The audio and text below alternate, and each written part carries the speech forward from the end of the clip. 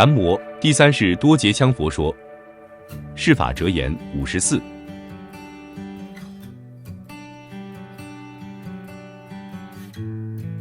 或于用之所炼，知其诸味而弗味难。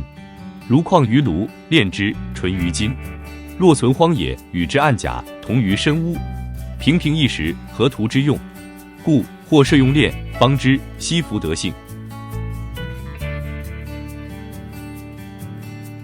我们人必须要在各个善意方面锻炼自己，无论是智慧方面，还是身体方面、精神和物质方面，都必须进行锻炼。在锻炼过程中，面对艰难困苦，要迎难而进，不能缩手不前。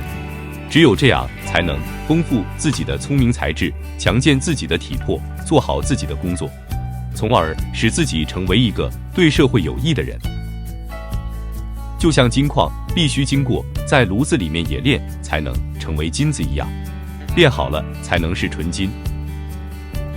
如果有一坨金矿，不把它放进炉子炼，就不可能得到金子。假使任随它存在荒野，在山谷夹缝、万壑悬崖之间，它与山岩片石、荒芜野草就没有任何区别，同于一体，无而无用。简单的说，没有人去锻炼它，无非就是普普通通的一个石头而已。所以，我们作为一个人，必须要采取各种有益的方法来锻炼自己，练出自己的知识和本领，创造成功的事业，并珍惜由此而得来的幸福。如果随随便便就能得来福报，我们就不需要锻炼自己了，也就不需要去争取奋斗了。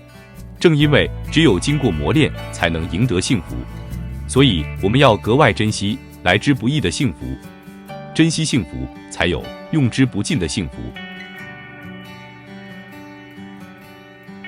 感谢您的收看，欢迎订阅、按赞、留言及分享我们的频道哦。